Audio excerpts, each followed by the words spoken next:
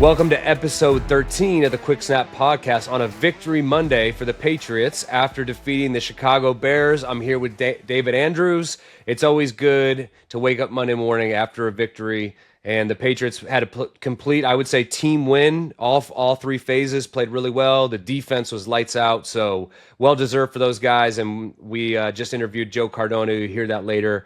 It is confirmed a victory Monday for the Patriots. Yeah, I'll be honest with you, Brian. I had a long weekend, a lot of games on, was posted up on the couch, especially after Saturday. My dogs lost in a brutal fashion. Thankfully the Patriots pulled it through on Sunday. But you know what was definitely making it Saturday and Sunday a little bit better watching all those games? A little Hero 95 beer. Yeah, right. I mean, I can't blame you. Hero 95 is exactly what you want. Just 95 calories, 4% ABV, and only 3.6 carbs, keeping it light without sacrificing the flavor. Yeah, I'm a connoisseur of light beer personally. Okay.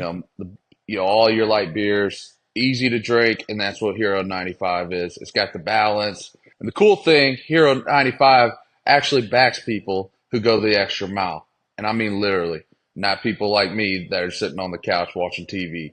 But, they support folks running for things like marathons, 5Ks, the ones out there that are sweating for a cause. Hero 95's got your back. Yeah, so if you're a fan of beer that's as active as you are, check it out. You can find Hero 95 in Massachusetts and Rhode Island at bars and liquor stores near you, or head to drinkhero95.com to learn more. Yeah, like I said, the game plan's simple. Couch, Georgia, unfortunately losing, and some Hero 95 beer. Hey, you know what?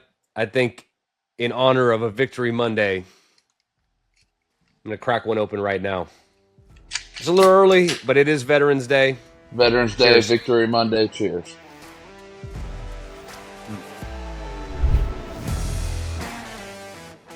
All right, let's talk about that Patriots victory. Like we said, a total team victory. The defense with a lights-out game plan and execution.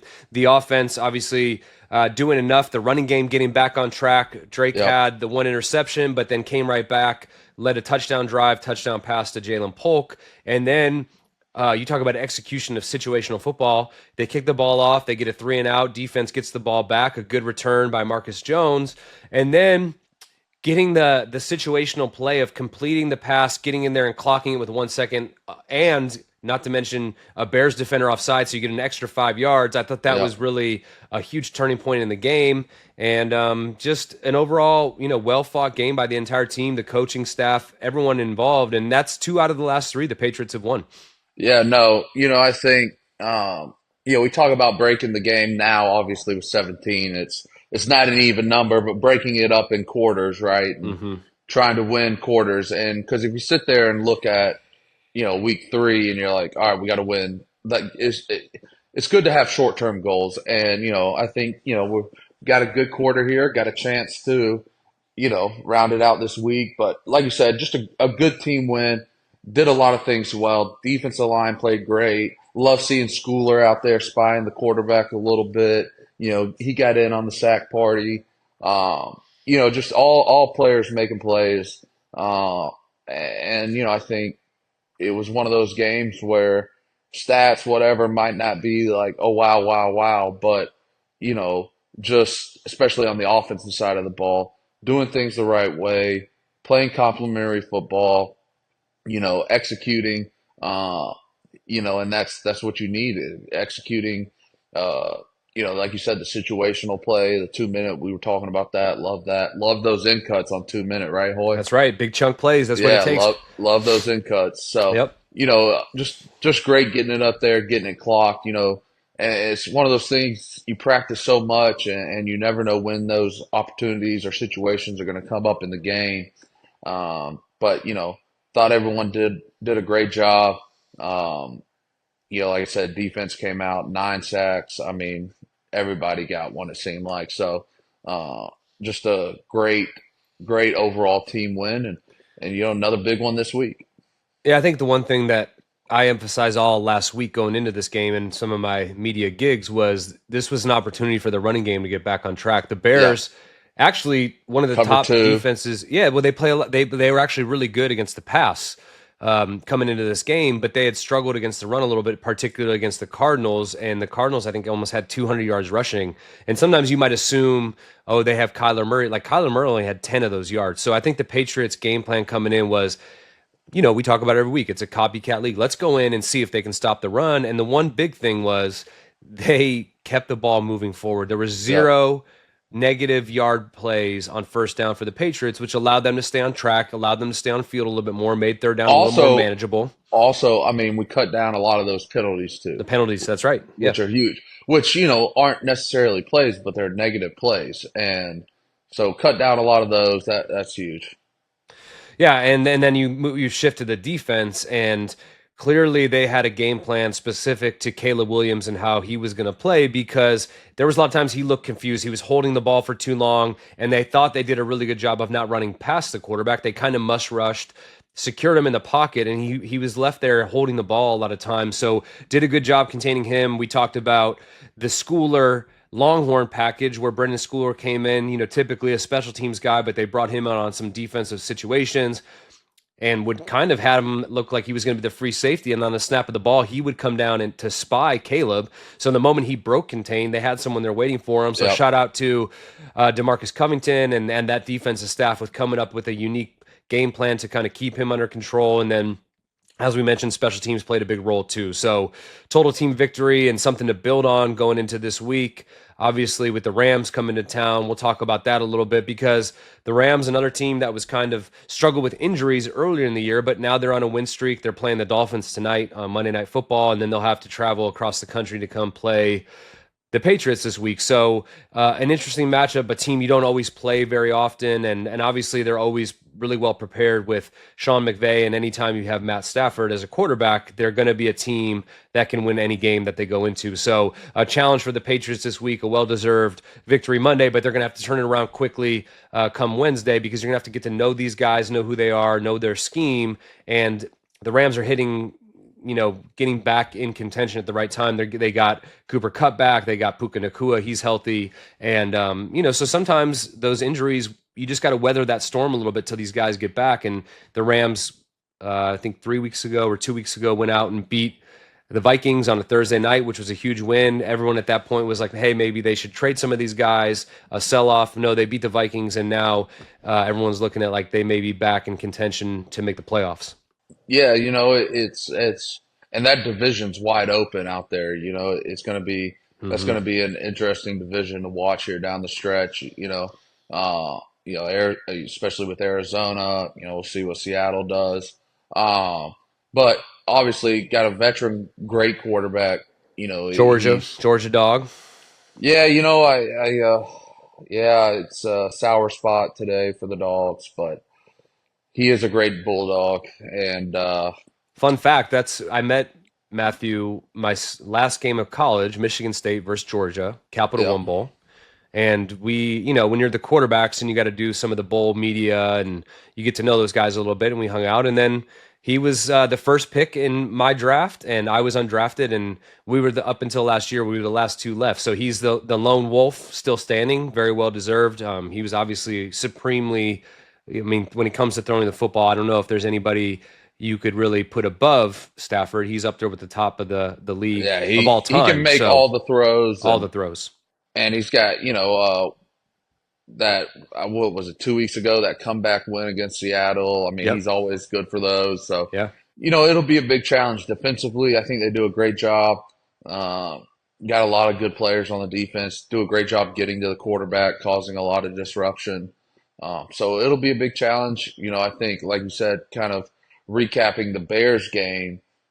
It's one of those games where you want to stay ahead on down and distance, not let them Hmm. get into their pressure packages, not let these pass rushers get keyed up and going. And it's one of those things where you can neutralize a pass rush by staying ahead on down and distance. And obviously they're still really good, but those dudes get very frustrated. And if you can string together drives, they're obviously going to come out, take blows. So, doing things like that, such a huge, huge thing, and helping trying to neutralize the pass rush like they have. And It'll be a big challenge, a great game team. Like you said, we don't know well.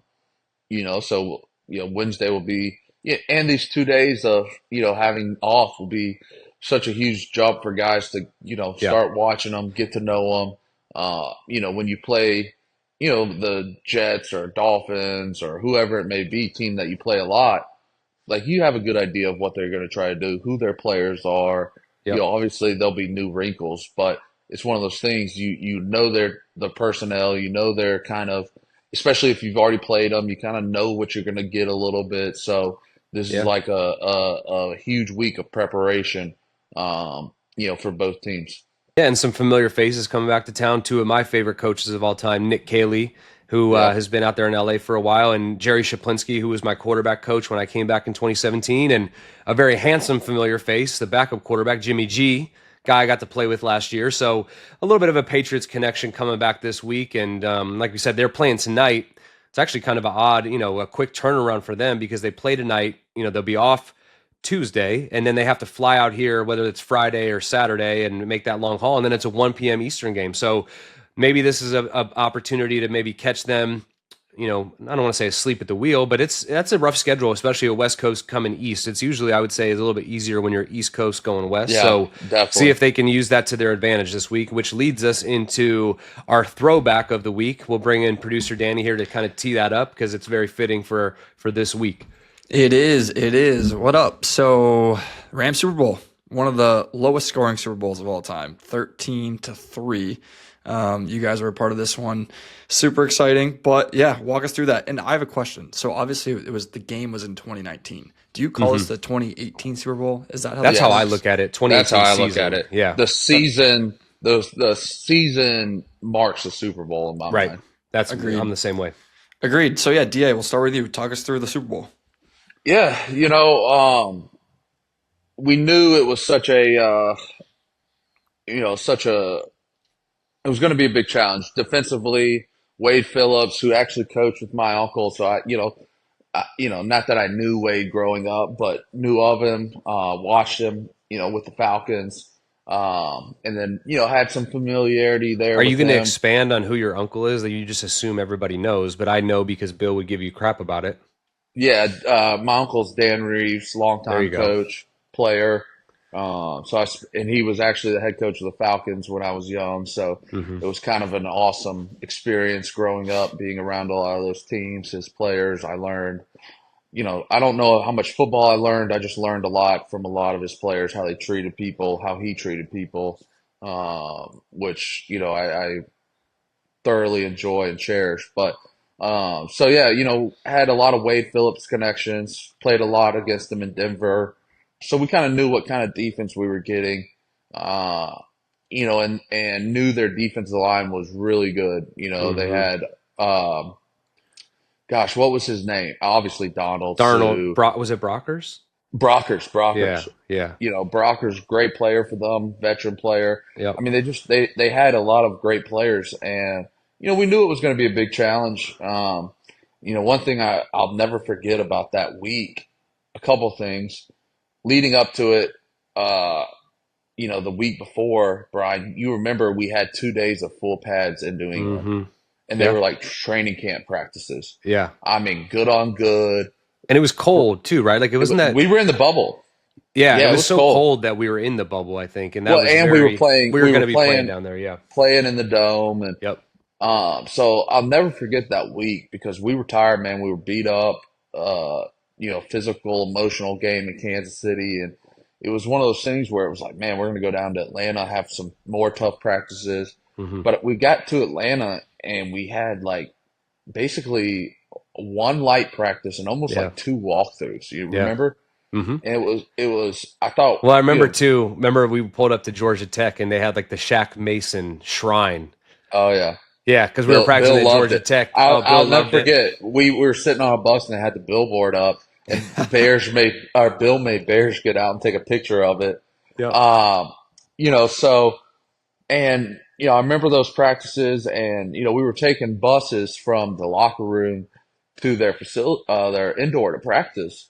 And do you remember? I think it was maybe the last practice we had. A lot of the coaches were walking back. We were Walking busing. back. Yep.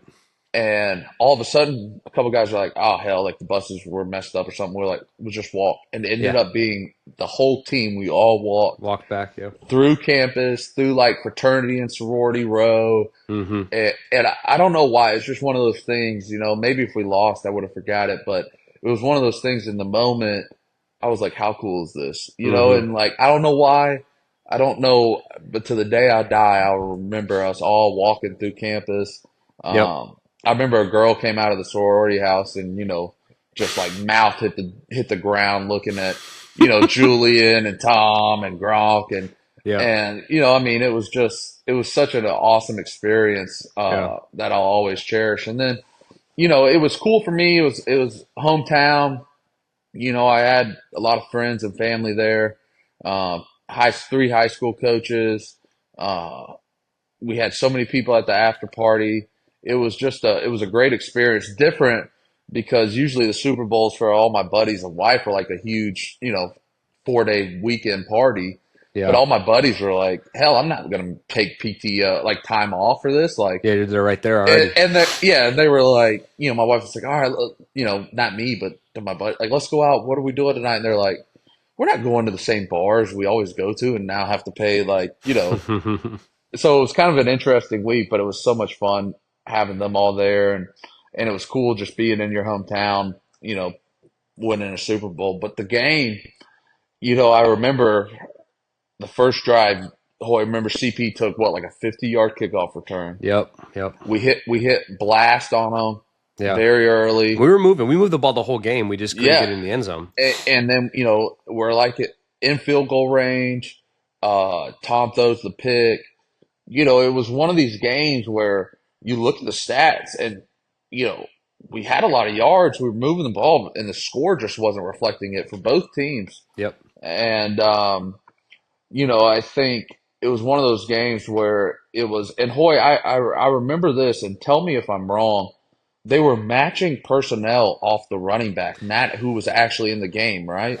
Yeah. I was gonna hit on this because people always ask me because I've played for a lot of great offensive coordinators and like what separates Josh. And as maybe some people out there don't realize, but you have 2 weeks to prepare for a game. So you go in and you kind of, like we talked about, we practice in Foxborough and you kind of loosely understand, you know, okay, this is what they do. This is how we're going to play. This is the game plan. Then you get to Atlanta and you do the same thing. And I was thinking about you talking about the practices there. For whatever reason, you remember Charles Barkley came to watch practice? Yeah. And we had a play that was a no huddle play that the code word was Charles Barkley. Yep. And we weren't even that wasn't gonna be a great play against the Rams, but I'll never forget this. And I'm sitting there and we had an offensive period and Bill walks over to Josh. He's like, "Hey, you see Barkley's over there?" And Josh is like, "Yeah." He's like, "Run his play, you know, do it, run a play, and then get on the ball and yell out Charles Barkley so he can hear." And Josh was like, "Well, we're not running that play this week." And Bill's like, "Ah, it doesn't matter. Just do it." So we run a play, and then Tom starts yelling out, Charles Barkley, Charles Barkley. And we run the play, and then you see Bill, and he walks over. He's like, "You hear that, Charles? We got a play named after you." And I was like thinking to myself, like, we're preparing for the Super Bowl, and we're trying to like, you know, pump Charles Barkley up over on the sidelines. But getting back to the game, But those memories, like, you know, yeah, some things I just said, those are the kind of memories that, like, the game's one thing. It's all that other yeah. stuff that makes it so special, you know? 100%. Yeah, so we have this whole game plan going in, and they basically, and you mentioned Wade Phillips, he basically said, "Look, if we do what we've done all year, the Patriots they're gonna beat us." And what they did is they completely shifted their defensive philosophy, and they knew some of the things that we did to try to get into advantageous looks for our running game, whether that was by personnel. So they were only going to put their base defense out there if Devlin and I think it was Rex were in the game. Sony, that's right. Because they knew that those two guys were not going to be part of the passing game. And not only that, when you're in the running game, you have to be able to account for a down safety, right? So we had a certain way in our offense where we would motion mainly Julian because he was the best blocker of the group, where he would be in position to block the safety. So the first few drives, we get there and we see where the safety is. We motion Julian, and instead of what they had done all year, they completely switched. So when Julian motioned over to take the safety, they would switch, and then now all of a sudden you're running into a bad look, and We had to figure out how to navigate that. And the one thing I would always say about Josh, to be able to take your game plan that you've practiced, put all this work in for 2 weeks in the biggest game of the year and say, hey guys, we got to scrap that. If we want to move the ball, we got to scrap everything we've done. And this always not only points to Josh and his ability to adjust, but the players having the ability to basically say, we didn't practice this play, we didn't practice this personnel group, but that last drive of the game that ends with Sony's touchdown, we went out there basically in 13 personnel. We had Sony, Devlin, Dwayne Allen, Gronk, and Julian. So one receiver. Yep. But we did that in order to throw the ball. And so that entire thing was drawn up on the sideline in the biggest game of the year with everything on the line. And it showed obviously the ability for people to adapt, but the willingness to say, look, I know we've put a lot of work in, but if we want to win this game, we got to make a huge adjustment. And everybody answered the bell, and it was a great drive, and it capped it off with Sony's touchdown. And at that point, you kind of knew like this is going to be that's going to be enough to win the game because of just the way the game was going. Bill always used to say the game will declare itself. Yeah, and that's what it did, and they made the adjustments. So you're right. They came out with a tremendous game plan, basically switched everything they'd ever done. Julian had a tremendous game in the passing game. We had the run game going, and obviously capped it with that touchdown run by Sony. Yeah, before that drive, one thing our coaches did and Josh did really well, we always talked about, guys that we didn't want to wreck the game, right? Mm-hmm. And how do you neutralize those guys at whatever position they are, whether it's a great edge rusher. Okay, we're going to use quick throws. We're going to use screens, draws. We're going to use chips, slams, all these different things. And and then that team presented some interesting challenges because you had Sue on the inside who's still playing well, and then obviously the best player in football, especially on the defensive side of the ball, and Aaron Donald. And it was like, all right, how are we not going to let this guy wreck this game? And it was one of those things, and I can remember there was a few things in the game that we talked about, and like, hey, we're not going to get in. They played a lot of under front. We're not going to get in under front, and throw play action where the guards are singled up on the backside with Donald. Yep. That was a big thing. We're not going to run Charles Barkley and things like that because it's very hard for the center to get back to the back. There's some or whatever it may be. Like, we're just not going to run longer developing plays, whatever it may be. And we did run one play action pull play, and Tom was like, "Hey," we were all kind of like, "I don't know about this." He was like, "Hey, I'm going to get rid of it." I recovered the fumble, so I remember it. Yeah. And dude, we were blocking, and this joker held the ball, of course. Didn't like what he saw. Wasn't the swiftest of foot. And I think it might have been Donald on the front side getting a strip sack, and I recovered the football. I was like, thank God I was there. But I was just like, you told us you weren't going to do that.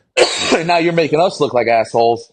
Yeah. But I'll never forget, you talk about Josh. Josh comes over, and him and Dante are talking, and they're talking about something, and as O-line, you're like, they're about to come to something.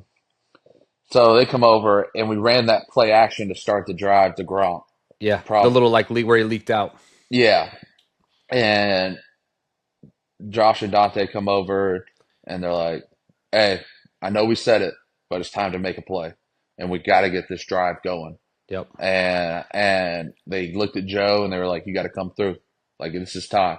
We're going to ask you to do it." And damn sure enough, he did it. And, that really jump-started the drive.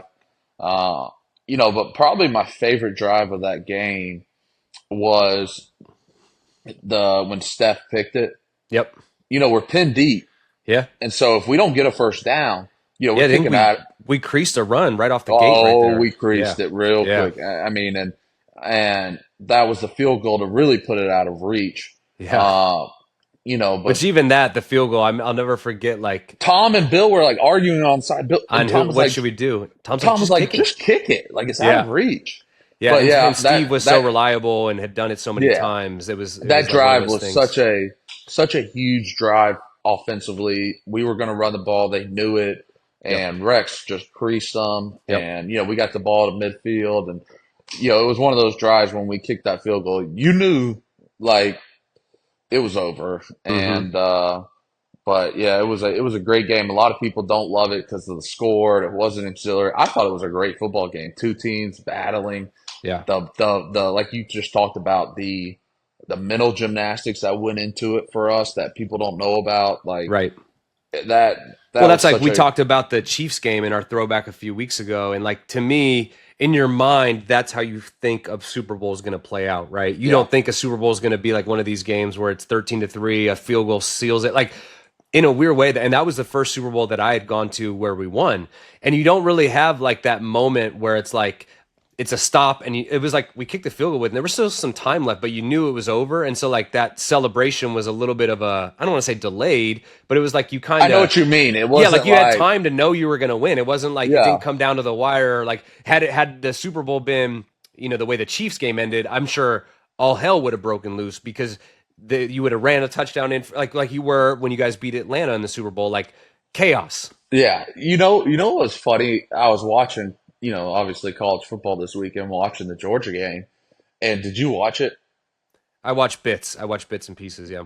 The at the end, the game was over. There was like 12 seconds, and we turned the ball over. So Ole Miss had to run a play. Well, Right. the only in Mississippi would the fans storm the field before it's over. Before. Yeah. And of course, I mean, I got to take a shot. We lost, so I have to take a shot. But Yeah. they stormed the field, and it was just chaos. And I mean, they ran the last play, and there's like people all around the sideline. It was ridiculous. But I was just laughing because I was like, could you imagine if people stormed a field in an No. NFL Well, game? yeah. Oh, yeah. I mean, well, Like they'd all be arrested. how wild would that be? Like Yeah. yeah, I saw something. The like cops in Ole Miss were like live tweeting, "Bring the goalpost here!" Like get the Directing goalpost. it. Yeah, I was like, this is wild. But yeah, that was such a great game, and like I said, the memories to me aren't the game itself. It's the things leading up. It's all those things we talked about. Just the time with each other. That's what makes them so special. Not Yeah. just the. And then when you get the rings and all that, I think that's so special because it is. It's the culmination of it all, and it's the actual. Everyone gets to touch the trophy and kiss it, and then it's kind of Hmm. over with. But like that's the culmination of it all the hard work, everything that went into it.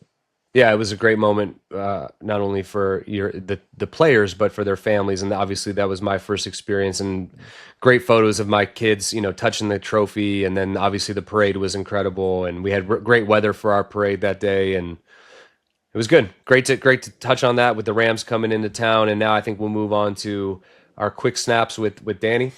That's right. Yeah, much different Rams roster coming in this year than that Yeah. 2018 Yeah. year for sure. Yep. But yeah, it was great as a fan too. We'll take Super Bowl 6. I know you said it wasn't the most exciting game, but we'll take Super Bowl rings. So, little quick snaps here. We're gonna start off with your dream vacation spot anywhere in the world. Where you're going, Da? Oh man, I could say something really ignorant, I guess, but I'm not. I think you should. I think you should. That's kind of Well, your MO. okay. I think America has everything you need. Okay, good I answer. mean, we It's have true. we have amazing beaches. We have, if you want to go to wilderness, we have desert, mountains. We got it all. But I guess for me, the one place, that I am interested in going would be like the Italy and the Amalfi Coast and all Mm. that. Um, I just one because I'll never forget when I was younger in my career, sitting behind Tom on a flight, and he was looking at the maps, and I was like, trying to make conversation. I was like, "Where's your favorite place you've ever been?" And that's what he said. So, I mean, if it's good enough for him, I must like it too. Great Uh, outlook. Great outlook. yeah, I mean, I don't know. I'm not. Me and my wife both aren't huge travelers. Like just I don't care that much about like sightseeing and all that. Like Hmm. I'd rather sit on the beach and drink, fish, sit in the Yep. pool. That's kind of my Yeah, I think it My, depends but on what your intentions are for that vacation. If you want to go and be active, then maybe a European trip is ideal. But I think if I'm thinking of a true vacation, I want to go to a beach in the Caribbean somewhere because one, yeah, it's not going to take forever to get to. Two, there's nowhere else better in the world for like you said, going to a beach, having a cocktail, sitting in the sand, like that's been our go-to because of when you're on I feel like if you're on the East Coast, it's Caribbean. If you're on the West Coast, then you go to Mexico. And so to me, if I really want to relax, we've gone to a great spot in Turks and Caicos, which is like ultra relaxing because it's on its own little, it's not a private island, but it's the resort itself is on an island. So if you want to go back to like the bars and like the restaurants and things like that, you got to take a boat. So really when you go there, you're committing to like pure relaxation. And so to me, that's when I think of a vacation like that, that's what I would go with. yeah. I just again, it might be ignorant, but it is who I am. Like, I just don't care that much about like going to France and looking at art and museums and like Well, you could do that the here. yeah. I mean, I can go here and do that stuff, but like I don't know, like the Mona Lisa. Like, if I die before I ever see the Mona Lisa, I think I'll be okay. Yeah, I agree with You you know, on that. I don't know, and I understand. Like Joe Tooney, Joe was so Joe's a funny big because traveler. dude, he would like disappear in the off season and Yeah, just go MIA for 2.5 months and just like basically live in Europe yeah. and all over. And I mean, he loved that, and I respect that. Like that's but like that's just I don't know. I'd rather hit Lake Burton up in North Georgia and sit there in the water. Simple man. I Fair am. enough. On these vacations, next question: favorite cocktail. On Oof. vacation or just favorite cocktail? We'll On go. but Yeah, vacation cocktail. It's a different type of drink. All right, margarita, no doubt. yeah, I'd probably agree with you. Margarita. You know what I've been liking? Mojitos. The mojito's nice too. Yeah, a I mojito is like the nice. mojitos. I had mojitos in Uh, Boston this weekend, not on a tropical vacation, and it was See, that doesn't make delicious. any sense to me. On a It was in a cold delicious. climate, drinking a No, mojito. hey, Danny, do you, man? Like, it's Thank you. refreshing. How about an Hmm. old fashioned I had a mojito, three of them. I'm Brian. I drink whiskey. bourbon? Cool, dude. Speaking speaking of drinking, favorite beer. Hero 95. Yeah, I'll You take show another you rather swig. than say you. Love it. All right, this week's interview with Joe Cardona is presented by Hero 95. Whether you're watching the Pats game on TV or tailgating at Gillette, gear up with Hero 95, a crisp, low-calorie lager at just 95 calories and 3.6 carbs. Hero 95 is the perfect balance, crisp, refreshing, and full of flavor. Hey, DA, what's the beer of choice this week? I'm drinking these Hero 95s. So to all our fans in Rhode Island and Mass, be the hero of your watch party this weekend and be like me and Hoy and go find a hero at your local liquor store. And your friends will be thanking you. Just head to drinkhero95.com to find the closest spots to grab a hero. Cheers, y'all. Now, special interview on Veterans Day. We got none other than Lieutenant Joe Cardona. What's up, everyone? We're back with a very special guest, especially on this special day, Veterans Day. The last remaining soldier in our draft class besides me. We came in together in 2015 as young rookies, both different, very different paths, but been together now for 10 years and super excited to have none other than Joe Cardona, the Navy man himself. Welcome, Joe. Appreciate you Lieutenant guys. Joe. Thanks for having me. Yeah, coming off a big win, obviously, things like this are always better after a win on the road.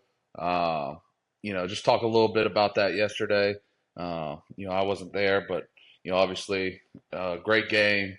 Really, all three phases. Thought everyone did a great job.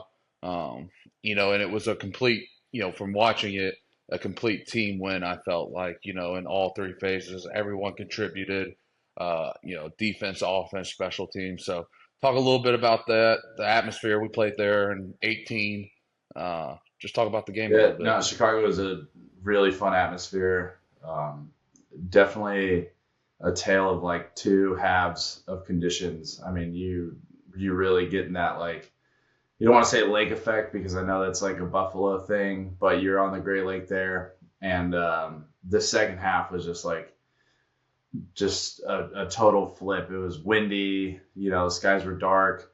I'm sure everybody could see that, but it definitely made things difficult. So, for us to have early in the game established ourselves, going into half, having that sequence of touchdown, touchdown, get the ball back 3 and out, and then get a field goal before the half as we're about to kick to them. I mean, that was a great sequence of just situational football. Something that it reminded me of that we've been a part of a lot in New England. That kind of brand of situationally smart football. Yeah, no, I mean, watching it, we were all texting, and it's like, you practice it so much, and sometimes the situations go the way you want them to, whatever you want, but to see everyone execute in that situation, I know I was fired up. Fired up. Drake leading that drive down there, just great overall to get that ball spiked when we did. Um, and get those points before the half because it all matters. That was so huge to see, I thought, just from growth and development of our football team. Yeah, one of the cool things that I thought watching the game was one of your fellow special teamers, Joe Schooler. They had their Longhorn package out there spying Caleb Williams and came up with some really good plays. And to me, that kind of was, you talk about a total team win, not just the players, but the coaching staff for coming up for that plan, and then the players going out and executing it. Marcus Jones had a few big returns. And before we get to the start of your career, I was going to talk to you about being named captain for the first time. And I know we joked, you're like, man, finally Slater retired, so I had an opportunity. But just with the leadership role, and you've always been a leader, now you just have that title, but David's hurt, Bentley's hurt. Some of these guys that were the captains, elected captains in the beginning of the year, you're one of the last guys that is still standing. And just talk about taking that larger leadership role now that you have the captain title. Now stepping into that role, I think, we talk about preparation for something, and I got to sit behind Matthew Slater for 9 years, observe his leadership. I'm certainly no Matthew, but when it comes down to it, I learned a lot of just how somebody can take an information from so many people. And I'm not even saying information. He takes in a lot of people's problems, and everybody comes to him as their sounding board. So I'm happy I haven't had to step into that role yet, but ultimately, being in that room, being a part of the process of, hey, this is the message we want the team to have this week, and have that unifying voice and find ways to push it out to the team. And then ultimately you're playing for a coach who was in that room, who was a player. So I think everything's been extremely collaborative, while also, it's nice to push information up the chain and know that it's being implemented, it's being listened to, and it's been awesome to see kind of Mayo grow in that role too. We've all shared a locker room together, so it's one of those things I think we can all kind of look around and be like, all right, well, we're in this together, and we'd rather each other be in these roles and not some other people. Joe, it is Veterans Day, obviously. A veteran community means a lot to me. All the sacrifices everyone's made. I've had family members who serve. Talk a little bit about, your journey coming from California, choosing to go to the Naval Academy to obviously play football, but knowing that there's a bigger commitment coming with that and that you would have to serve. And, talk a little bit about that process and the decision behind going to the Naval Academy. Definitely. I mean, I grew up in a military town, in a military family. My dad served 24 years in the Navy between active duty and reserves. I grew up around it, ultimately. And to this day, he still works with Sailors and Marines. He works for the Department of Defense. So I've been going on military bases, whether it's Miramar or North Island there in Coronado, my entire life. When the Naval Academy came with an offer to play football and to get into school there was there's no questioning in my mind. It's where I wanted to go. I spent a year at the prep school in Newport, Rhode Island, and then was on to the academy, and that was the dream. Like, there was no NFL plan. There was no talk. That wasn't in my calculus at all when I chose to go to the Naval Academy. My goal was to go to school, graduate from the Naval Academy, and then see where my career took me in the military. And, obviously things kind of progressed, took a right turn, and I've been on a pretty crazy journey in the NFL. But that's something that's always been ingrained in me, and just, wanting to complete my obligation, that commitment I made. And that's, a reason why I've maintained my status in the reserves. But that decision point for me to go to the Naval Academy was one that there was no doubt in my mind that the NFL was in the cards. There's nothing there for me. Yeah, so you went there with the intention of, I'm going to play football, I'm going to be a member of the Naval Academy, and then the plan was, what, for those of us who maybe aren't as informed, when you go to the Naval Academy, do you get to pick after you graduate, like what part of the Navy, or do you get sent off and they say, okay, this is going to be your job now? Or is that something, as you're going through those years, you're going to have an opportunity, maybe what you study, all of those things, and then that determines what your service might be? Yeah, so when you go to the academy, you have, you select your course of study, and that's completely independent of what you end up service selecting. For me, I was an economics major. I think they kind of just I think I got some bad intel. Somebody told me it was easier than engineering, and but wasn't as much writing as like political science. So I picked it. Struggled my way through the academy, as most students do. But when it comes time for service selection, you get to choose either one, whether you're going to be a Marine or whether you're going to be in the Navy. And then from there, you got aviation on the Marine side or the Navy side, or, there's like multiple communities within the Navy, whether it's surface Navy, submarines, naval aviation, special warfare. So there's multiple communities and multiple paths you can take. And ultimately what you study doesn't really impact it, because you're going to go into another level of follow-on training immediately graduating, whether it's flight school, buds, going to your ship and getting that hands-on education. There's a long path to it. And the formal education of the academy is just a step.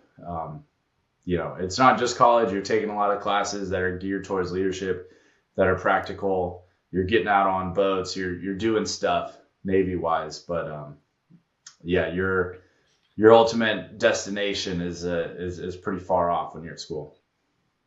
So did you have a particular avenue you knew you wanted to go before the NFL became an option? Is that something that you knew along the way? Like, I'm going to get into aviation, or I'm going to do the Marines. What did you have? Because I have to imagine you weren't, I mean, we all know it's no secret Bill's love for the Navy. So drafting you in the 5th round, I mean, that was obviously something maybe you knew a little bit ahead of time, but if that didn't work out, what was your plan? So initially going to school, I wanted to kind of grow upon the career that I saw my dad have. So he worked in avionics. So he was a maintainer for aircraft. So I thought, the logical step was I wanted to go be Maverick. I wanted to fly jets. Like, that's the life I wanted. I thought it'd be cool because here I am in San Diego seeing F-18s fly over all the time. I thought that was the coolest thing. But ultimately, it is no pretty doubt. cool. And you see, we grew up with the original Top Gun. There's no doubt, like, that's where you want to be. If you're on an aircraft carrier and you're flying over, and doing the most exciting stuff in the world. So it came down to our pre-commissioning physicals our junior year. This is like first week junior year. They take all these measurements, they do all these medical tests, see what you're qualified for, see what you aren't qualified for. Most people, you get that green stamp, you can go, service select whatever you like, and then hope you get it. For me, my sitting height was too tall. So I'm only 6'2", but my torso length is just, freakishly long, I guess. So my sitting height disqualified me from flying jets. I turned to the doctor. Wow. And I remember he's like, yeah, you're over by a quarter of an inch. Yeah, first time we ever heard that one. But I look at him and I'm like, well, what's the big deal, being over by a quarter of an inch? But he basically goes, well, if you have to eject from your plane, not all of you's going to make it out. And he was like that. And I was like, roger that. Like, I'm going to have to reevaluate kind of goals, what I want to do. And that kind of coincided with the start of the football season. My junior year, I was looking around, just kind of noticing, I was like, I'm probably better than most of these guys at my position. I'm becoming a better athlete, all that. Let me see if I can just prepare myself. And at that time, I made the decision, hey, I'm going to get big and strong, put myself in position to be physically an NFL player. And then I would pursue the Marine Corps at that point and be, hey, if I'm the same athlete as a professional football player, I should be able to be a pretty good Marine. So that was the plan. So enter into that summer, go do all my Marine Corps stuff, still doing the football stuff, still lifting hard, still lifting heavy. NFL talks got pretty serious in that time frame and into that next season, my senior year. Still was on path to be Marine Corps, service selected Marine Corps, got Marine Corps. And then when it all came down to when push came to shove, the Marine Corps said, hey, you got this football thing going on. You probably should focus on that. And the Navy took me in with open arms. And so that's kind of the backup plan. Was the Navy, they commissioned me as a surface warfare officer. And at that point, it was either I was playing in the league or driving ships. And, that was a good motivator for me too, having to change what I want to do a couple times and eventually settling in on something, and having an opportunity that coincide with it. Yeah, that's pretty cool. And obviously, like we mentioned, Bill's love for the Navy, but you were the fourth long snapper to ever be drafted in NFL history. So clearly you were doing things to impress and not just his love for the Navy. And talk about getting that call, coming to New England, obviously knowing that Bill's a huge Navy guy, supports the Navy. Obviously his dad coached there for a long time. And and then just talk about the process, because you had to get an exemption, right? Am I correct in saying that? Like, if you have to, because of your service and going to the Naval Academy, they basically had to say, yes, it's okay for you to play football. Yeah, no, that draft process time is stressful for everybody. I mean, I think we all can kind of remember, you get told a bunch of stuff. Yeah. Hey, you're going to get drafted here, or hey, you're going to fall to be a free agent and we're going to take you, whatever it may be. My experience with it was very unique because I had a bunch of people asking, like, are you going to be allowed to play? Like, no other, no kid at, Illinois is getting asked that question. And that was an extra hoop that teams would have to deal with for a long snapper, which most teams, would already say, hey, one, we're not going to draft a long snapper. Two, we're not going to deal with some problem like that. Not to say it's a problem, but, how these teams operate. So when it all came down to it, my draft process culminated actually with a meeting with Bill, and it was like basically him telling me, hey, we're going to draft you, at some point, like, if you can play. Now, if you can't play, we may still draft you with a late round, or we're going to make you a priority free agent. So that was like the whole talk. And then the next day I remember, like, oh, that's pretty cool. Like, sounds like they really want me. he asked me personally. He's like, get me in touch with the highest ranking person in your situation. I was like, I'm a Wow. senior in college. Like, I don't have, like, I can't just walk into any office. Like, even me now Yeah. as like a Yep. senior lieutenant, like if, some like midshipman first class came up to me and was like, hey, I need to talk to the admiral. I'd be like, kick rocks, kid. Like, get Right. out of here. Yeah. So, Yeah. here I am, like, I'm basically like trying to push this up the chain of command to find somebody who can tell like the admiral of the school that, hey, Bill Belichick wants to meet with you. Like, how, like, it was the most ridiculous sentence. Does Bill not have those Navy connections? I I mean, know, I you like, think would think he I would, was yeah. getting his foot in the door. Like, I think that was the case. Like, at that point, luckily the superintendent of the Naval Academy, Admiral Ted Carter, like, still a mentor to this day. Rhode Island guy, was an aviator, and a hockey player. So he was like, I'm gonna take this meeting. Yeah. So he pushed it up the chain to the Secretary of the Navy. And I think that what really did it was just like, one, the Patriots had just won the Super Bowl. They were playing in prime time every other week. Like, there was an aspect of that, like, hey, and then Bill basically saying, this guy isn't going to be on practice squad. He's not going to be, not at the game. Like, if he's here, he's going to be at the Right. game. And that assurance to them was like, all right, we can give this guy a chance. And then that's when they stationed me in Newport, Rhode Island when I got drafted. Now, getting drafted was a whole other thing because they called me about 100 picks too early. And I was like, why are they calling me right now? Like, just to give me a game plan here? But yeah, we're like midway through the 5th round, and they're like, hey, it's the New England Patriots. I'm like, yeah? Like, what's up? They're like, what's up? We're drafting you. So That's awesome. no, it was a super cool moment. Were you at the Naval Academy when that was going on, or were you back in Yeah, I was still California? at school. What was that like? So, Oh, yeah, that's gotta be surrounded so by cool. all my buddies, and yeah, it was one of those Yeah. cool moments of just like, all right, like, you take that day to celebrate, and then everything got super real after that. Whereas, like, one, you're going into the team that just won the Super Bowl. You're gonna have to go and deal with, completely different personalities. You're gonna be in on the pinnacle of sport, and then the other side of like, how do I make this all work? Like, and they basically told me I'm about to have 2 jobs, and one of them is gonna be playing in the NFL. So, no idea how to balance this. I mean, I was just a 23-year-old kid, and I was like, all right, well, fuck it. I guess we go. Like, there's no other way to do it. Just put my head down and go. So, that year was a whirlwind for sure.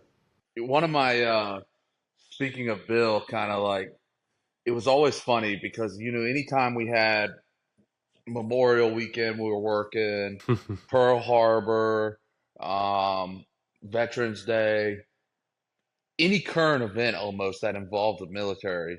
Bill loved having you get up there and kind of give a synopsis, I guess. And I thought it was good because, sometimes you're like, is Joe really teaching us about Pearl Harbor? But there's probably guys that don't know the significance about or the difference between Memorial Day and Veterans Day and all this stuff. But it was always funny to me because, Bill was such a history, buff, and he just loved, and I've always enjoyed hearing your perspective, your knowledge on certain things. Uh, you know, I can't even remember the first time he made you do it because it just seemed like, when these times came up, it was like, all right, here comes Joe. Talk a little bit about that. How much preparation did he allow you to have? Because I think sometimes he liked holding our feet to the fire and kind of seeing what we'd come up with. There's definitely, I think I remember a time on the Pearl Harbor, December 7th, that he was kind of going into it. And then all of a sudden he's like, Joe, why don't you come up? And I remember looking at you and being like, man, I wasn't expecting this, but I mean, you nailed it. And I think, like you said, David, some of the young guys, and Bill would always get them with the Memorial Day versus Veterans Day, but it was always great to have you in the room, Joe, because you could always give your perspective from a military background. No, I mean, you don't remember the first time. I remember the first time. For sure. It was that, I mean, that rookie year, I kind of alluded to it, having two jobs. Here I am commuting between Newport, Rhode Island and Foxborough. I'd basically show up on Wednesday after, game was played, and I'd go to work for 3 days, have like that uh, command duty officer be on duty uh, 24 hours prior on that Tuesday, going into Wednesday. So I was always pretty gassed come like Wednesday practice my rookie year. Well, I show up on Wednesday in that Memorial Day time frame, and you're at this point in the season, it's week 10, week 11, whatever it is. You're exhausted. Everybody's exhausted. There's no other way around it. And Bill comes up to me, I think it was like in the meal room or like as we're sitting down for squad, and he's like, Joe, can you get up there and just talk about Veterans Day? Like what it means to you? And I'm like, what are you talking about? Like, I didn't even realize it was Veterans Day at this point. So, I was like, all right, like, Right. sure, I'll get up there. And it all hit me when I stood up in front of that room. To this point, that season in 2015, I think we were 10-0. We were rolling. Yeah, we were. I got benched. Never forget it. We Sorry. were rolling, and I hadn't had time to really lift my head above water and realize what I was a part of. Like, we were just winning games. We were doing all the things situationally, but I had my role, and I never really stepped out of it because you don't step out. You do your job. I was fully indoctrinated. I was like in that space, and then all of a sudden I'm up in front of the team. Tom's in the first row. Edelman's off to the right. With the fat dip in, looking at me like, who's this idiot? Gronk like is giving me the most blank stare because it's 8 a.m, like, and it's Rob. Like, what else is he thinking about? And then you got Dante Hightower in the back and all these coaches in the back all staring down at you in that meeting room. And I'm talking about something that is extremely personal to me, having come from a veteran household, come from a military area, but I'm sitting there trying to explain it to a bunch of the people that, one, I respect the most in the world, and then also I'm intimidated by at the same time because I've never been in front of all these guys at once. So, here I am trying to explain to this group, hey, Veterans Day is a day that you want to remember those that served. All the while I'm thinking about like 2 years ago, we were just like, all right, we got to go to Applebee's and Chili's because they got the meal deals. We got to go make sure we get our Veterans Day like meals as like young junior service members. And I'm thinking about that dichotomy of like, I'm a 23-year-old kid trying to explain Veterans Day, and one of those things I'm just like grossly unprepared for. But hey, that's the organization. It makes you rise to the top. You get your feet held to the fire, and there are certainly some other ones that when you're talking about like when Bill would just all of a sudden be like, "What's today?"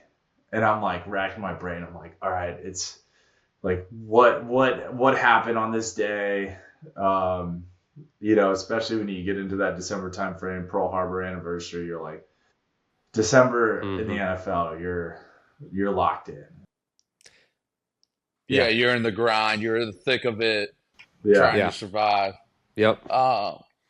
No, that was I always enjoyed it, and I do think it was important to keep perspective, and because people like you allow us to sit here and do these stupid podcasts and say what we want and play football and do all the things we enjoy, and we do take that for granted at times. And I know, there's a lot of amazing people out there that have, been called to do higher things and stuff like that. So, for you to do all that on top of doing a job like playing in the NFL, the most competitive business, one of them, I think, that exists, and to keep all that, I don't know, keep it all in line is pretty amazing to me because some days I felt like my head was underwater and all I was doing was trying to play football. Um, so I always respected that of you. Talk a little bit. The one thing that's very different too is you've been deployed.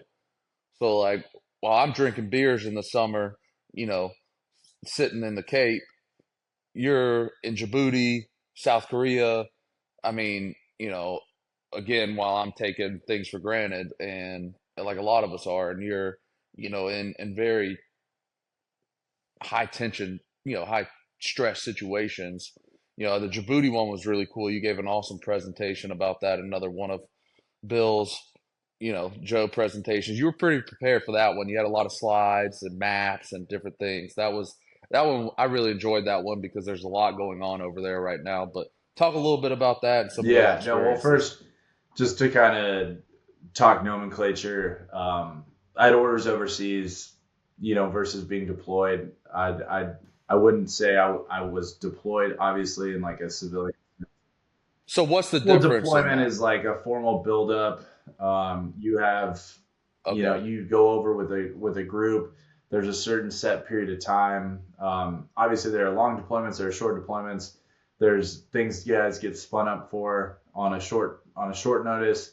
But ultimately, for me, my unit was deployed. I joined my unit while they were deployed. So just for me personally, like, I could never be the guy to be like, oh yeah, I was deployed. No, I joined my unit on deployment.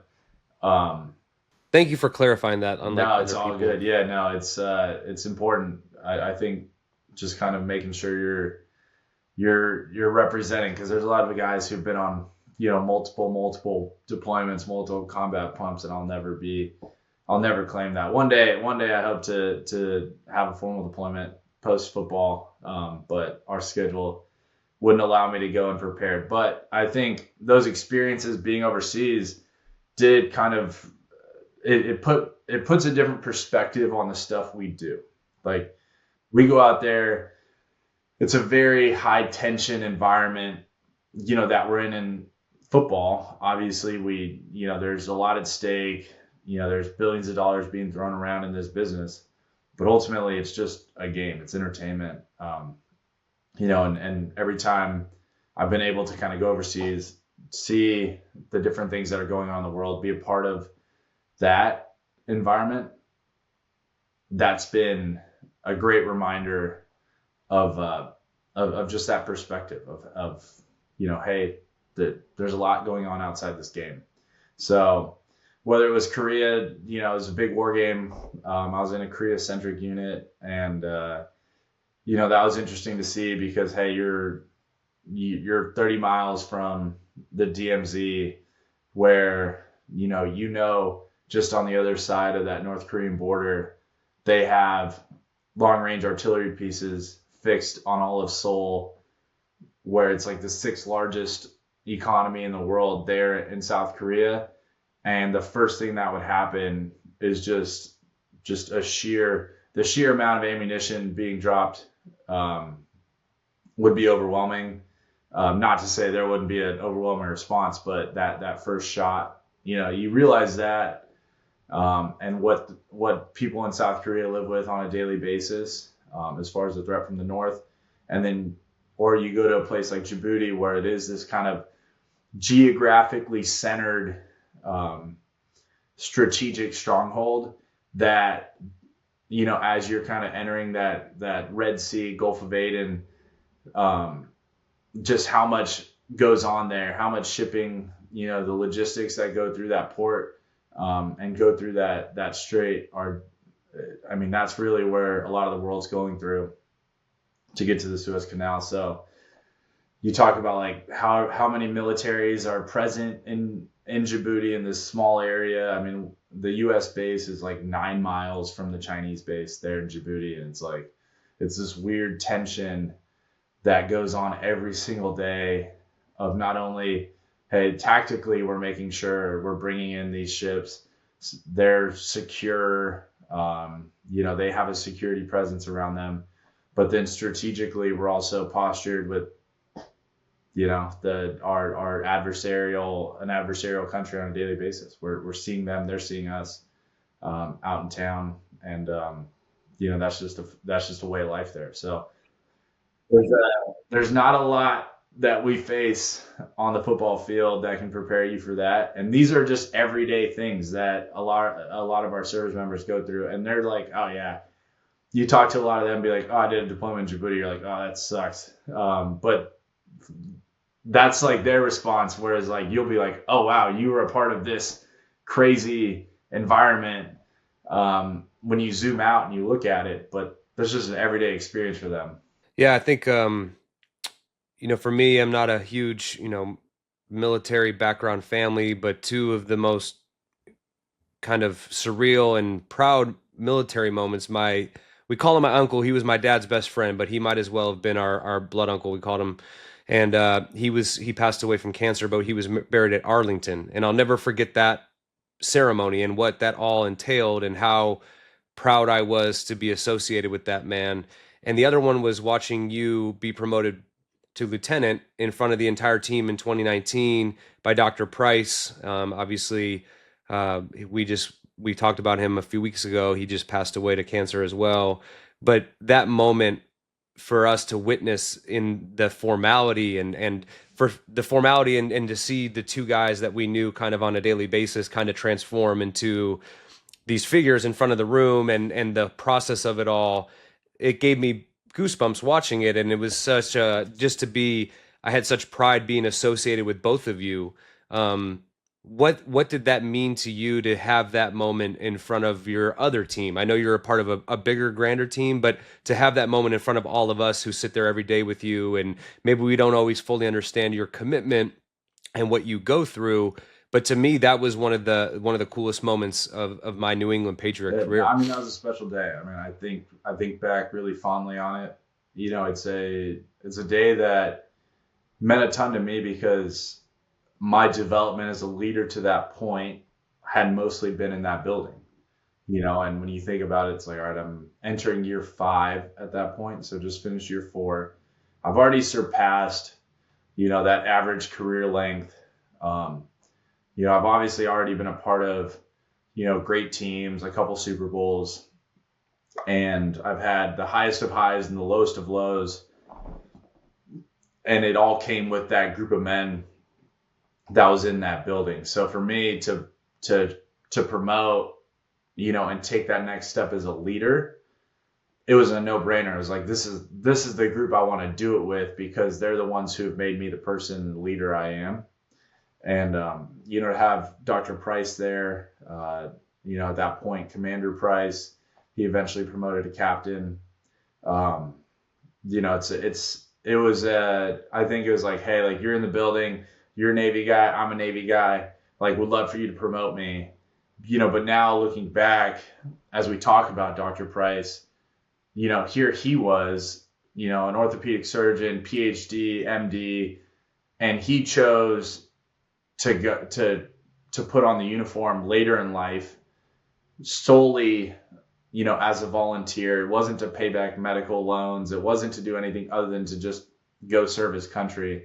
And in a lot of ways, that's probably my story at this point is I do it because it's the right thing to do. I don't do it because it's going to help me in retirement. I don't do it because, I need, the GI Bill. I don't do it for any of those reasons that are monetary. I just do it because I want to be a part of the team, and I want to be, and I want to serve and fulfill that obligation that I feel. So, I think back to that, it just makes it that much more special that I had Dr. Price do that.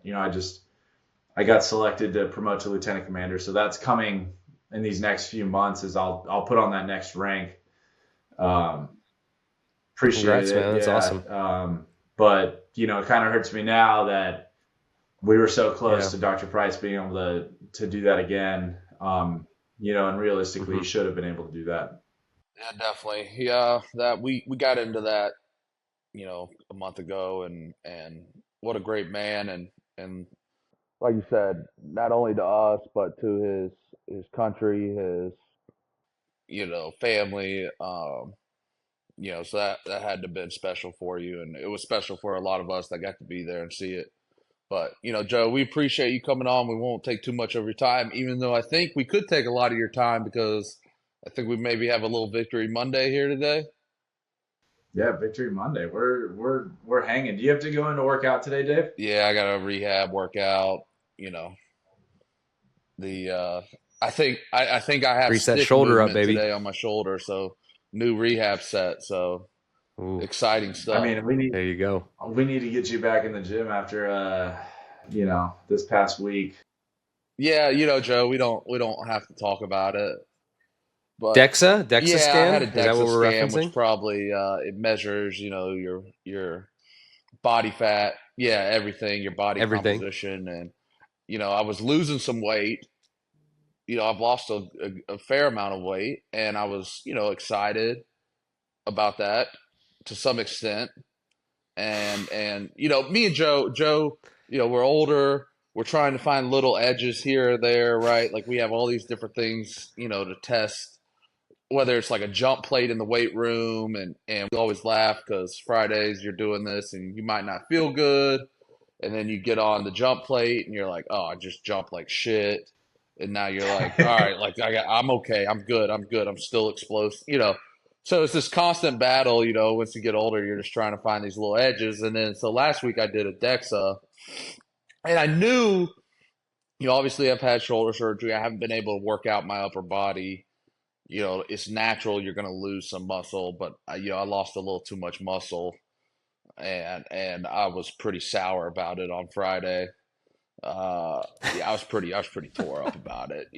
Joe, before we leave though, we got to talk about something with you, especially, and I'm deflecting to get rid of my DEXA and get these bad thoughts out of my head. That's What fair, about that's what fair. about Fair. what about the Debo Samuel stuff and Long Snapper? Did you see that Oh, yesterday? yeah. I mean, I did see that. Tough look for a lot of reasons, but I would say as a long snapper, we all don't know how we're going to react. I will defend our kickers till, Do we you know know, what I don't know what, like, do we know the yeah, come on. I do know we know you the you I'm long not facts? in the snappers are group. in cahoots. You got like your own Look, little I'm not Did union. in the Debo group did the chat. kicker miss a kick and Debo said something to him, or what? That's my guess Uh, because the kicker went 3 for 6. He missed like three 50-yard field goals. So it's like, all right, hey, you can be mad at the kicker, but it's like, come on, man, like get us in range. Like, it's a tough place to kick, whatever it is. Like Brian, you played in San Fran, like Yeah, um, it is. but my guess is maybe there's a comment made. I'm not saying it got personal, but at the same time, at the same time, like that guy makes that stuff that guy's your happens. franchise versus you. Like maybe there's some, preservation there, but tough look for the position. You never want to be mentioned in the top line of the post game highlights. So you're telling us there's not like a long snapper group chat, like all 32 you guys, like, in cahoots, like, hey, this happens, There definitely nothing is. like There that? definitely is. I'm just not in it. Yeah. Oh, I see. I mean, this is like the pregame ritual is they all meet at the 50-yard Yeah, the line, the kicker, the specialist punter, is and the like long a snapper, and you very, all very pat each friendly other on the community. butt. Yeah, it's a community. But Look, oh, hey, Brian, there- It's a so are the unique quarterbacks. You fraternity. guys are out there, yeah, ha Yeah, ha, it's true. kiki, I mean, I and would put us in the same heavy category. collusion Yeah, at the Kiki. quarterback That's a Slater. position. Let's yes, be real. yes. Collusion. Thank you, Joe. Well, Joe, thank you so much for not only being here, but for your service. We appreciate you on this Veterans Day, being here for our Salute to Service podcast. There was no one better to have, and I feel honored that for our friendship and getting to know you over the past however many years, and obviously the Patriots lucky to have you for as long as they have, being named a captain. So look forward to a lot more. I mean, you could have another 10 years. You could surpass me. I see I you like getting to that. That's a 20. lot. That's a lot. We got to get Like, those. We got those jump plates. Got to keep providing good numbers for them. yeah, we need to pump the numbers. Pump the numbers. Dude, you had a huge tackle. What game was that this year? The first game of the year. Huge tackle on. I mean, you got a lot of left in you. Don't That's very kid nice of you yourself. to say, but you gotta, yeah. You feel it coming into work. I know you did. But Oh, yeah. no, it's been great. Obviously, love it here. Love it with the guys. And yeah, we're gonna keep it rolling. That's the plan right now. I think that's the best thing All right. we got going for us is a lot of people count us out. So why not prove some people wrong? All right, week 10 in the NFL is a wrap. We're going to do some around the league segment here. We're starting off with Sunday Night Football last night, which was incredible. It was a roller coaster of a game. The Lions ended up winning 26-23 on a last-second 50-yard field goal.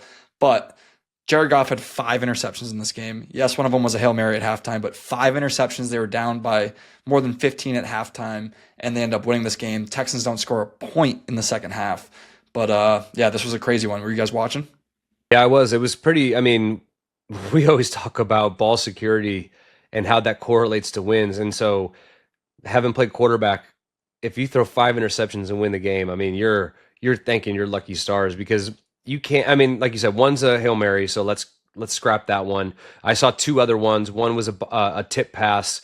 There's not much you could do about that. Another one where I actually thought he threw a good pass to Laporta, but Laporta didn't get his eyes around quick enough, and the DB made an incredible catch on the seam. So, I mean, there's sometimes that it's by happenstance, but to overcome all that, and I think the greatest story of it all is the kicker. We talked about this a few weeks ago. David, you kind of touched on it. Like, the guy was like, I was laying bricks like last year. And here he is now, not only this game, but he won. What was the walk-off a few weeks ago that he won? Mm-hmm. Yeah. So, Yeah. I mean, No, what an incredible story for them. Yeah, I'm basically the Detroit Lions today, fighting through adversity on my phone because producer Danny crashed my computer earlier this morning with all this technology. But just fighting through, getting the podcast done. But no, it was an interesting game because, and I enjoy games where you look at stats and you can't tell who. Like, Right. you would look at that Detroit Lions stat line and be like, ain't no way they won. Mhm. Goff threw 5 interceptions. They were held under 4 yards of carry in the run game. Like, they didn't do anything good enough to win. And then you go look at the score, you're like, holy crap. And I think really, I'll be honest, I didn't watch much of it. I was watching the new Yellowstone last night. I was a little footballed out by the time 8:30 rolled around, especially after my Saturday. But I looked at when I turned off Yellowstone, was going upstairs. I flipped it on. It was halftime, so I looked at the stats, and I was like, "Oh crap! They didn't have a rusher over like 1 point something a carry." I've seen the interceptions. I was like, "This is how you beat this team." Like, Mhm. I think for a lot of it for them starts in the run game. And I was like, "Man, Houston's going to run away with it." So I wake up this morning, check the score, was just like blown away. But I think good teams, and I'm not going to call them a great team yet because obviously there's a lot to go. But good teams find ways to win, Hoy, and we've been Yep. part of those The games. Chiefs, And they've done it all. The Chiefs have done it all year. yeah, we'll get into that in another. What a Yep. wild game! But like, it really doesn't matter, how you win as long as you win. Like the Rams Super Bowl we talked about today. Yep. Like, was it the most pretty game ever? No, it doesn't matter. We won, got the trophy. So, good teams and great teams eventually find ways to win. And that's something I've seen, the Lions and Kansas City constantly do right now. Yeah, that was a pretty Yeah. cool thing coming out of halftime, right? They do the interview with the coach. Sick. And so clearly, like, they do this interview and then they That wait was till sick. air it while the game's going on. And literally, as they're getting to the end of the interview, they ask Dan Campbell, like, what do you need to do to turn this around? He's like, we got to get a turnover. And literally, as he says that, he throws a pick. And it's like, man, maybe it's just like a destiny thing. Like, he's speaking it into existence. But it was just one of those things that was pretty cool to see.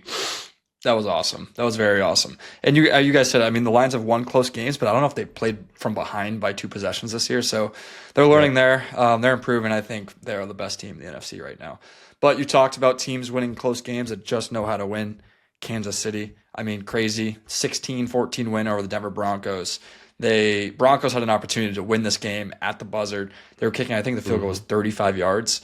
KC gets in there. They block the kick, and they win. They go to 9-0. And yeah, that's just what KC does this season. They win. Yeah. It's I understand now why people hated watching the Patriots for so Oh my long, God, yeah. because there's a lot of similarities there where it's like, you think they're going to lose, and then literally like a block field goal from that distance. I mean, the percentage of that happening is probably so low. And I actually saw Sean Payton kind of said, like, the game went exactly how we wanted it to, we just didn't finish. Like, they knew it was going to be a close game. They kept it a low scoring game. They drive down, set up the field goal, and it gets blocked. I mean, that's just one of those things. And like you said, DA, good teams, great teams figure out a way to win. And so if it comes down to the last play and you need one guy to say, hey, I'm going to make a superhero play, they got it done. And so now here they are is at 9-0. I mean, it's one of those things that I think DeAndre Hopkins has been a great addition for him. He's come up big in the last 2 weeks. And the one thing that I would say is a scary thing for the league is the Kansas City Chiefs have, they went from kind of this offensive dominated, I don't want to call them dynasty, but they're on their way to that. And now the defense is carrying a lot of weight. The special teams come with big plays. They've become a complete team. And if they ever get back to where they were offensively a few years ago, it's going to be a scary team to deal with. Yeah, definitely. I was pretty impressed, watching Denver drive the ball. It was to call it win the game. And, it was one of those things you see, get into the range. You're like, wow, they just, they're ending the streak. And then literally watch that. It was just the 1 o'clock slate was great yesterday. 4 o'clock, brutal. 8 o'clock slate, great. But Yeah. those 1 o'clock games were awesome yesterday. Yeah, it was like obviously wanting to watch the Patriots game, but trying to keep track of everything else. Thank God for Scott Hansen. Yeah, we had a 9 o'clock game too. Over 9 Germany a.m. too. Yeah, which I mean, the German fans loved it. It was exciting for them, but for us back home here, it was like, all right, you wish there was a better matchup. But hey, the Germans love football. Obviously, we know a few guys. Seabass, Yak was there. I mean, they treated this guy like royalty. The NFL, there's a NFL Deutschland Instagram, and they literally photoshopped a picture of Yak like hanging out the plane holding the German flag. And so it was a warm welcome for him to go back there. And, it seems like every year the NFL becomes more and more popular, not only just in Europe, but across the world. Yeah. That game ended on a kicked field goal. The last one we'll talk about here, San Francisco. They went on a last-second field goal. We talked about it in the interview with Joe. There was that whole thing with the long snapper, but the long snapper ended up snapping the game-winning kick to win over the Bucs 23-20. Christian McCaffrey's back, first game of the season. He had over 100 yards from scrimmage, and I feel like he just brings a different aura to that offense where it just like makes everyone around them better. So McCaffrey's back, the Niners are back on track, and they beat the Bucs. Yeah, they needed that. They were kind of struggling, and they dealt with a bunch of injuries, so they needed that win. And it could have looked like it went either way. Baker had some incredible plays. One that comes to mind is obviously the stiff arm of Joey Bosa running to the sideline on 4th and 7, completes the pass to kind of keep him in it. That was unreal. You texted it to me right away. Yeah, that last drive was, the penalties that Tampa Bay got bailed out on by San Francisco. Multiple hands to the face, a face mask. Baker was running around like crazy, and it was like, wow, what a drive in different ways, because it was so interesting. Like I said, the penalties, it was a weird drive. Mm-hmm. And like they get down there, you're like, man, what a way to end this. And then, Brock Purdy and San Fran, just a hell of a drive. I think that was Jennings made a great move on the sideline to get, 10 extra yards or whatever it was. It was super impressive. Well, and Ricky Purcell had a good game. This guy got shot like a month and a half ago. Crazy. And he had a great touchdown catch, caught the ball across the middle, took off, raced to the end zone. So they have some, even with dealing with some injuries, they have some pieces, and obviously getting McCaffrey back is a huge, the offense revolves around him. If we were going to play, if Bill was the head coach and you were going to play the 49ers, David, what would he say? The offense goes through McCaffrey. Yeah. That's what he said. Look, the offense goes through McCaffrey. Okay, if got a lot of defensive problems to worry about with the 49ers too. So that's true, but I'm saying like when he would sit up there and we'd sit in those meetings, and like you said, he'd address the offense first. We'd pay attention. No, it We'd does. answer some questions. He's a dynamic player. He can do it all. He can hurt you in the run game, pass game. He's a 3-down back. Like, it's an amazing era for running backs in the NFL when you really think about it. When you have McCaffrey, Saquon, Kamara, Derrick Henry, the two guys in Detroit. It's just like there was a time where people were like, the running back position isn't that important. I hate that. I know. that take and I can understand the business side of it and that stuff. But you look at these great running backs, you want to say, or really good ones, they are game changers, and they always will be. And look at the teams like this. This is not a one-dimensional game. Like you got to be able to do it all to win these games. And look at like you just said, you just started naming them off. Like these guys are huge impact players in all phases of the game. So you look at, and I know Jordan Mason was doing a great job for Christian McCaffrey, but he's not Christian McCaffrey, and that's just the truth. And when you have a player like that, you got to get him out there, and they are a different team when he's out there, like a lot of teams are with great players. No one's Christian McCaffrey. All right, that's a wrap. Week 10 in the NFL. That's a wrap on the quick snap. I'm headed to Gillette this weekend for the game. Hoy, you going? You going to the Rams? I'll be there. Yeah, I'll be there. Hoy's got to go shake hands and kiss babies. That's right.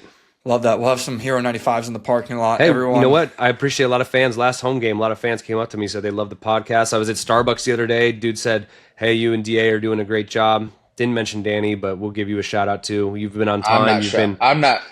I'm not shouting out Danny. Dude, let's get you a new computer next week. I mean, this is ridiculous. You're playing the NFL. I mean, you need a computer. Oh, no, why do I need a computer? I don't work on a computer. Well, now you do, once a week. You're a podcaster. Yeah, you're a podcaster. No. Buy me one, Danny. I will. All right. Well, like, comment, subscribe on this episode. Tell your friends. Brick by brick, quick snaps getting there. But thank you guys. We'll see you next week. See y'all.